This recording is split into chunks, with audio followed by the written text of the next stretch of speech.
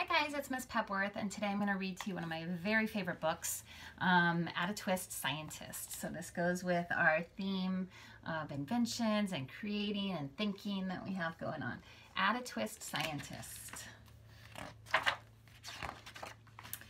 Ada Marie said not a word until she was 3. She bounced in her crib and looked all around, observing the world but not making a sound. She learned how to climb and make her big break with a trail of chaos left in her wake. She ran through the day, chasing each sound and sight, and didn't slow down till she conked out at night. And some of the things she's got going on when she was little. Her parents were frazzled and tried not to freak, but Ada grew bigger and still did not speak. Clearly young Ada, with lots in her head, would have something to say when it ought to be said. And that's just what happened with when Ada turned 3. She tore through the house on a fact-finding spree and climbed up the clock just as high as she could. And her parents yelled, "Stop!" as all good parents would. Look at that 3-year-old on top of the clock. And Ada's chin quivered, but she did not cry. She took a deep breath, and she simply said, "Why? Why does it tick, and why does it talk, and why don't we call it a granddaughter clock? And why are there pointy things stuck to a rose, and why are there hairs up inside your nose?" She started with why, and then with what, how, and when. By bedtime, she came back to why once again. She drifted to sleep as her dazed parents smiled at the curious thoughts of their curious child who wanted to know what the world was about. They kissed her and whispered, "You'll figure it out."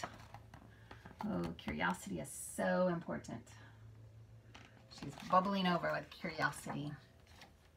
Here it says, why, what, how, when, why?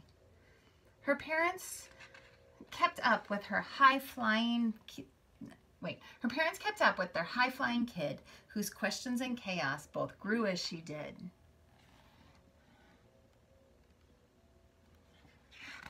So curious.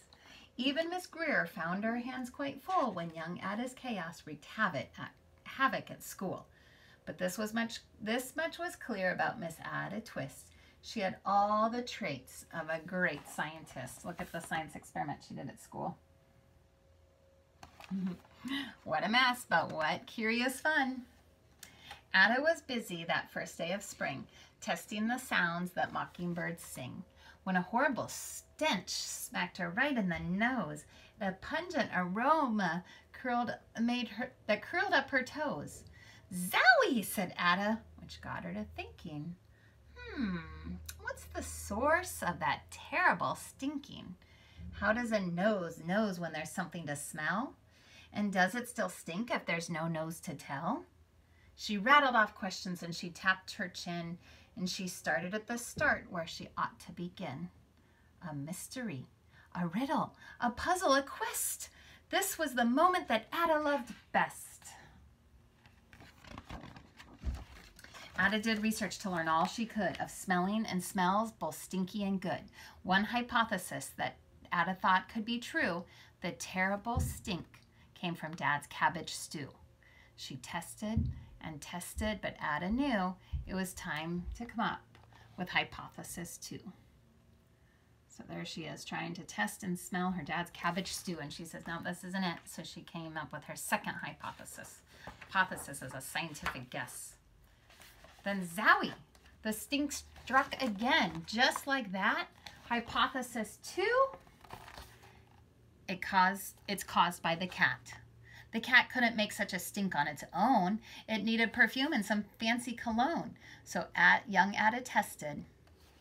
The test was a flop. Look at her testing the cat. All that scientific stuff there. Then she started again, but her parents yelled, "Stop!" You gotta see what she's about to test. Don't put your cat in the washer for a scientific test. It's not nice to the cat. Ada Marie, to the thinking chair. Now, by the time we count to 3. Enough, said her mother. That's it, said her dad. Her parents were frustrated, frazzled, and mad. They didn't want their cat in the dryer or in the washer. Why? Ada questioned. Her mother said, no. What? Ada queried. Her father said, go. You've ruined our supper. You've made the cat stink. Enough with your questions. Now sit there and think. She looked at her parents. Her head turned to goo. Poor Ada Twist didn't know what to do. There she is. Hi, Lily. Lily just joined us. Did you notice? She sat all alone by herself in the hall. And Ada once more could say nothing at all. She's thinking, And so Ada sat, and she sat, and she sat, and she thought about science and Stu and the cat and how our experiments made such a big mess. Does it have to be so? Is that part of success? Our mess is a problem? And while she was thinking, what was the source of that terrible stinking? Ada Marie did what scientists do. She asked a small question, and then she asked two, and each of those led her to 3 questions more, and some of those questions resulted in 4. And Ada got thinking, and she really dug in, and she scribbled her questions and tapped her chin. She started at why, and what, and how, and when, and at the end of the hall, she reached why once again. Look what she's doing. She's still being curious. Curious, curious. Okay, now watch this. She was sitting in the thinking chair. She started doodling on what was nearby. Look at the hallway now. Oops, Ada Twist. Wrote all over the walls with all of her curiosity. Her parents calmed down. They came back to talk. They looked at the hallway and just had to gawk. Not a patch of bare paint could be seen on the wall. The thinking chair was now the great thinking wall. They watched their young daughter and sighed as they did. What would they do with this curious kid? They wanted to know, who wanted to know what the world was about?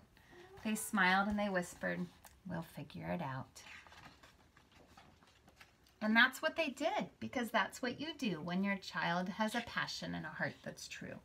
They remade their world, and now they're all in the act of helping young Ada sort fiction from fact. She asks lots of questions. How could she resist? It's all in the heart of a young scientist.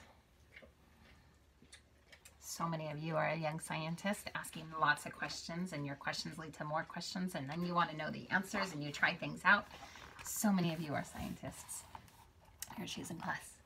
And as for that smell, what can Ada Twist do but learn all that she can with her friends in grade 2? Will they discover the stink that curls toes? Well, that's a question, and someday, who knows?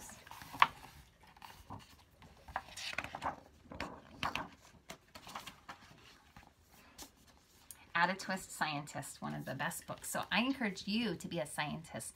Today, spend time asking why, how, where, when, and then back to why again. And as you're curious, don't write on the walls, but maybe write on a piece of paper or keep it in a journal, or just think it in your brain and think and wonder and be curious, and then go explore the answers. Look under rocks and wonder what might be there and why it's there and what it's doing. Look around your room and think about things. Just be curious about the world around you today. That's my challenge to you. Be like Ada Twist. Bye guys. Have a good day.